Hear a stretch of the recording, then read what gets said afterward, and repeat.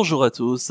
On se retrouve pour le pronostic du quintet du Super Top 5 de ce mercredi. Nous serons le 11 septembre et on prendra la direction du Mans. En Réunion 1, course 1, c'est la neuvième étape du Grand National du Trot. C'est un groupe 3 national pour des choix âgés de 5 à 10 ans.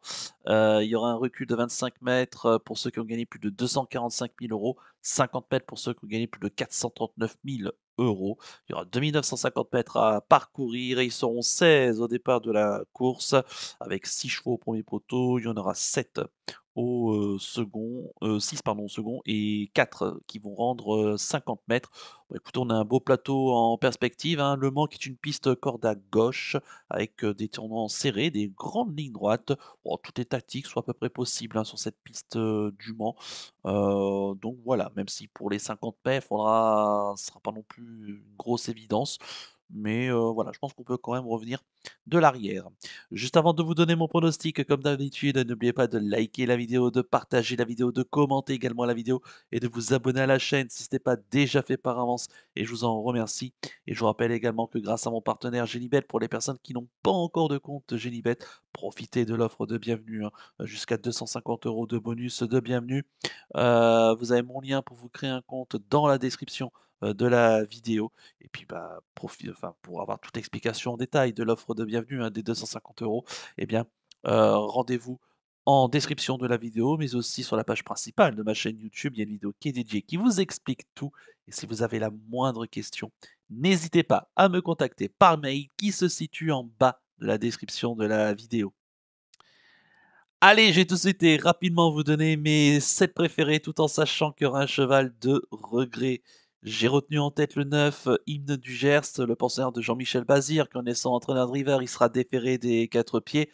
Bon, écoutez, Hymne du Gers, actuellement, la forme est quand même présente, même si la dernière fois dans la finale du Trophée Vert, hein, c'était lundi de la semaine dernière, le cheval s'était montré fautif en partant. Nicolas Bazir qui a repiqué côté corde, il lui a donné globalement un parcours de confiance et bon, il a eu du mal à quand même à trouver l'ouverture, hein, dans la phase finale et il termine quand même plaisamment 8e, hein. Je pense que s'il n'aurait pas fait la faute ce jour-là, il aurait été largement, à l'arrivée. Donc à ne pas condamner. Auparavant, il avait bien gagné à Vincennes, le prix, de Provence, hein, où il devançait quand même des bons chevaux, hein. Urella, Idole Chaos, Instrumentaliste, donc ce qui est quand même pas mal, hein. Ici, il va retrouver avec, bah, son patron dessus, hein, JMB, avec qui il avait gagné, une étape du Trophée Vert justement du côté, de Royan, hein, chez lui à domicile. Main gauche, piste plate, il y a aucun, souci. Bah, écoutez, pour moi, il y a pas d'ombre au tableau. Il faudra peut-être juste assurer le départ avec lui, mais le patron, on le connaît, évidemment plus que par cœur. Pour moi, il doit être pris ici en grande confiance. En deuxième position, j'ai mis le 8, Aidé Darling. Second atout de Jean-Michel Bazir, c'est Nicolas Bazir, le fiston qui sera dessus, il sera déféré des 4 pieds. Pas grand-chose à lui reprocher, hein, à Aidé Darling. Il fait toutes, ses courses. La dernière fois, excellent deuxième, hein, pour son retour à Vincennes, dans le prix de Neuilly, battu par, Gold d'Herpé. Il devançait Oki Tank Blues, Hannibal Tuileries, hein, qui était quatrième et Guinness d'Airfray, 5e. Bon, écoutez, c'est un choix qui va revenir piste plate, où il avait très bien gagné cet été à Enghien, à 2 reprises, hein. Donc là, ici, il va être vraiment, servi. Rendre 25 mètres va pas être un souci, l'engagement est une nouvelle fois favorable, la forme est là. Bon, avec Été Darling, c'est vrai que ça paraît être les 2 bases de la course. JMB qui semble avoir les bonnes cartes en main ici, dans cette neuvième étape du GNT. En troisième position, j'ai mis le 5, Iguski Sauton, pensionnaire de Mathieu Abrivard, qui en est son entraîneur de river, il sera déféré des 4 pieds. Un cheval, c'est vrai qu'on ne peut pas lui reprocher grand-chose, même si évidemment, il a moins de références corde à gauche que corde à droite. Alors sa dernière sortie corde à gauche, ça remonte à Vincennes, hein, l'automne dernier, où il s'est placé pardon 4e du prix de Bourigny, c'était en novembre de l'année dernière, où il était battu par un bon lot européen, hein. Il y avait Jericho, Illusion J-Pad, Canto Daventi. Il devançait des chevaux comme Waste Weekend, Cara River, Inshot Jocelyn, Charmy, Charlie As notamment. Donc c'est quand même plutôt pas trop mal. Il aura l'avantage ici de partir au premier poteau. Il n'y a pas beaucoup de chevaux au premier poteau, donc il pourra prendre son temps en partant et assurer au maximum la volte. Et bah, écoutez, s'il s'adapte bien à ce profil à main gauche, il a tout à fait le droit, hein, de participer à l'emballage final ici, donc on va lui faire confiance. En quatrième position, j'ai mis le 10, Y de Ceylan, Pensionnaire de Christophe Jariel, la drive de David Thomas, il sera déféré des 4 pieds. Bah, c'est actuellement le leader, hein, du, classement général. Écoutez, c'est absolument mérité, hein. Le cheval qui fait vraiment une année, très, très bonne et une très bonne campagne, hein, dans ce tournoi du GNT. Il reste sur sa belle troisième place dans dans l'étape de Saint-Malo, hein, disputée, le 7 août, dernier, battu par des bons 6 ans, Hippie Kidwell et In Excess Bleu. Il devançait un Stadam, notamment qui va le retrouver ici. Alors c'est vrai que ce jour-là, il rendait 25 mètres, il s'est tenu quand même en net retrait, hein, des chevaux et en fait le cheval a vraiment fait que la phase finale. Il a quand même été, chercher la 3e place. Bon ici, je pense qu'on aura en tout cas l'ambition de son entraîneur, c'est de prendre un maximum de points et de prendre le plus d'avance possible avant, la finale. Alors on arrive à la dernière ligne droite, hein, de ce tournoi et c'est vrai que, bon là, il y a 2 chevaux qui se détachent, hein, au classement général, dont donc, Y, de Ceylan. Vraiment le but, c'est donc de prendre de l'avance, sachant qu'il y a pas Ibi Kidwell. Donc, voilà, le but, c'est vraiment de reprendre le contrôle ici, le plus de points possible et bah, écoutez, il a le droit évidemment, là encore, de terminer sur le podium. En 5e position, j'ai mis le 11 Recavry, pensionnaire de Thomas Chalon. La drive d'Éric Raffin, il sera plaqué des antérieurs, déféré des postérieurs. Éric Raffin, hein, qui aurait pu driver d'autres concurrents, ici.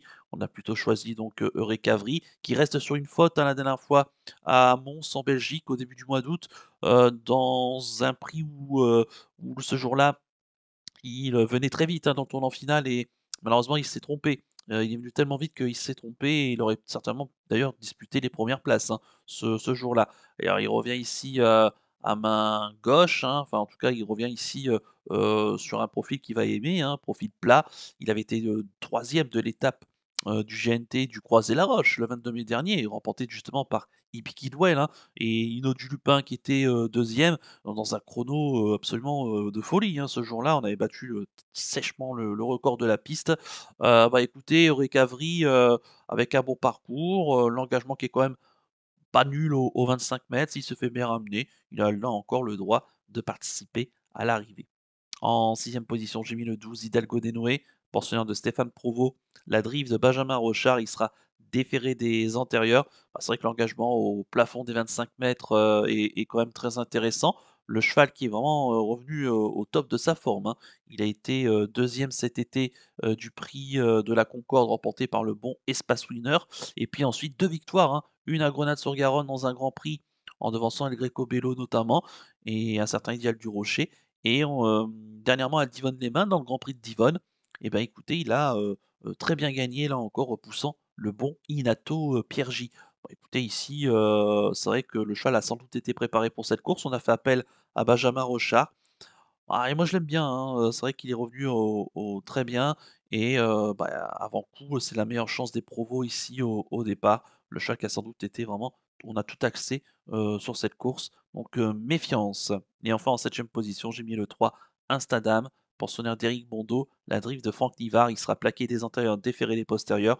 C'est un chouette cheval, hein, il a bien tenu sa partie la dernière fois, du côté, du GNT, de Saint-Malo, où il s'est classé bon 4e. Bon écoutez, voilà, il a pas une grosse marge pour la victoire, mais il aura l'avantage ici de partir en tête et il peut aller, garder une 4e, 5e place comme la dernière fois. Pas mieux en mon sens, hein, le lot étant quand même assez bien composé comme ici. Concernant mon regret, ça sera le 13 Hino du Lupin, le pensionnaire de Jean-Paul Marmion. La drive d'Antoine Vils, il sera ferré, le cheval. Alors que c'est vrai qu'on a l'habitude de le voir déférer des 4 pieds. Alors ferré, il a déjà gagné, hein, dans cette configuration. Maintenant, il fait une rentrée, il n'a pas couru depuis, 3 mois, depuis le 8, juin, du côté de Vincennes, hein, et son échec, hein, dans le prix du Quercy, où ce jour-là, il était pas trop dans les allures, hein. Il avait fait une faute, il était remis et il a plafonné ensuite, au prix d'un gros effort dans la montée et il avait plafonné dans la phase finale. Donc une course à effacer. Là, il a pris, des vacances, il revient. Alors il rend 50 mètres ici. Bon, évidemment, je pense pas que ça va être évident. Je pense pas que ça on a tout axé sur cette course avec lui. Je pense qu'il aura des meilleurs engagements un peu plus tard. Mais sur sa classe, parce que ça reste quand même un très bon cheval, c'est peut-être pour moi le meilleur hongre de France, hein. Sa perf dans le GNT du Croisé-la-Roche, bon, certes, il n'a pas pu remonter Bikidwell, mais elle était quand même très bonne, hein. Il termine quand même nettement deuxième. Voilà, c'est un cheval qui est très sérieux, qui fait toutes ses courses. Écoutez, voilà, je le verrai pas gagner, mais il peut être cinquième en venant compléter la bonne combinaison et si jamais aussi, s'il y avait des défaillances de favoris. Allez, on va passer tout de suite au ticket du chef. Le ticket du chef et on va récapituler le pronostic de cette neuvième étape du, GNT, hein, du côté du Mans. J'ai retenu en tête le 9, Hymne du Gers, en deuxième position le 8, Aidé Darling, en troisième position le 5, Iguski Sauton, en quatrième position le 10, Y de Ceylan, en cinquième position le 11, Eureka Vry, en sixième position le 12, Hidalgo des Noé et en septième position le 3, Instadam, Mon Regret le 13, Inno du Lupin. 9, 8, 5, 10. 11, 12 et 3 avec le 13 en regret. Mon coup de cœur pour ce quintet Super Top 5, ce GNT du Mans, eh ben écoutez, ça sera le 8 et des Darling que j'aime beaucoup. Ici, il va vraiment revenir sur un profil plat qui va vraiment lui correspondre. Donc attention à lui. Et concernant mon conseil de jeu, bah écoutez, on va faire un chant tiercé ou chant trio en fonction des opérateurs en prenant les 2 premiers de base, hein, les 2 basirs, 9 et 8, en mettant le reste de la sélection plus ce cheval de regret. Voilà, je pense que les 2 basirs ont vraiment des très belles cartes à jouer ici. Pour moi, ça va vraiment, se jouer entre ces chevaux-là. L'engagement est quand même favorable pour ces 2 chevaux-là, ils sont en pleine forme. Donc voilà, je suis assez, confiant. Voilà les amis pour le ticket du chef et le conseil de jeu. Une petite parenthèse aussi pour vous dire, puisque je ne sais pas à quel moment le placer, mais je vais le placer ici, pour vous remercier de tous les messages que j'ai eus, pour, bah, le quintet dans l'ordre, le super top 5 ordre que je vous ai indiqué, donc en ce lundi, du côté de Beaumont-de-Lomagne. Pourtant c'est pas une piste que je suis, hyper fort, mais en tout cas, merci à tous. Alors c'est vrai que ce sont les 5, quasiment les 5 favoris aux 5 premières places, hein. Pas une grosse surprise et puis, comme je l'ai dit dans mon commentaire, on n'est pas très riche, hein, le quintet, je crois sur l'online du PMU a fait un petit peu moins de 300 €. Mais bon, ça reste quand même intéressant en 6 chevaux. Merci à tous, hein. J'espère que certains ont peut-être pu en profiter. Voilà, on a été dedans. Alors c'est vrai que j'aurais peut-être pu le donner en 5 parce que j'avais tenté un gros outsider en deuxième position, qui d'ailleurs court propre, hein, puisqu'il est septième et pas trop loin, des 4e, 5e. Donc voilà, bah, écoutez, je suis très content et c'est le premier de l'année et on espère que ce soit pas le dernier et de toute façon, j'espère il y en aura d'autres. Mais en tout cas, merci, hein, pour tous vos messages parce que vous étiez très nombreux à m'avoir félicité pour ce bel exploit. Voilà donc les amis, allez on va passer, et bien maintenant au penalty du jour. Tout de suite, le jingle.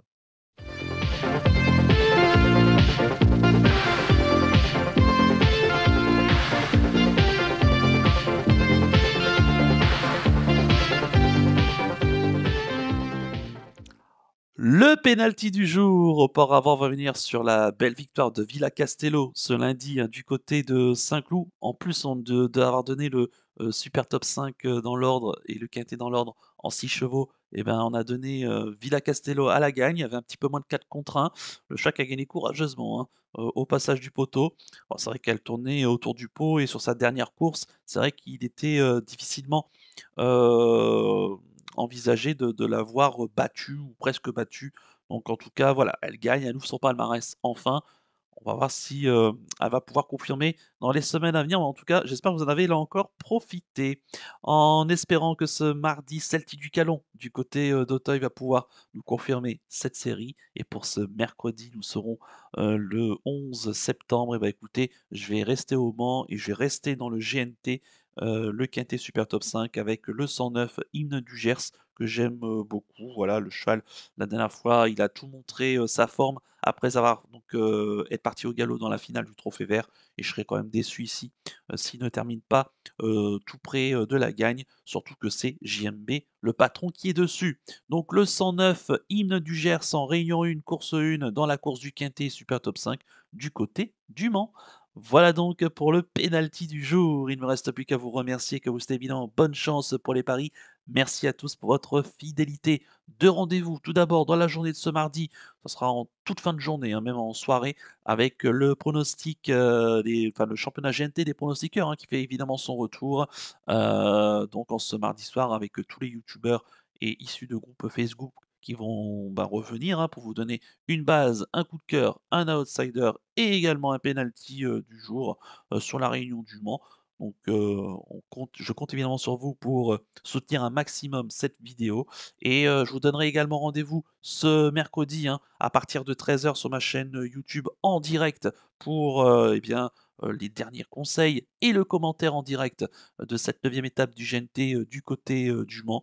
Et puis sinon, je vous retrouverai également ce mercredi pour le pronostic du quintet du Super Top 5 de ce jeudi et on ira galoper du côté de Longchamp. Je vous souhaite de passer une excellente semaine et surtout, comme d'habitude, prenez bien soin de vous. Ciao à tous.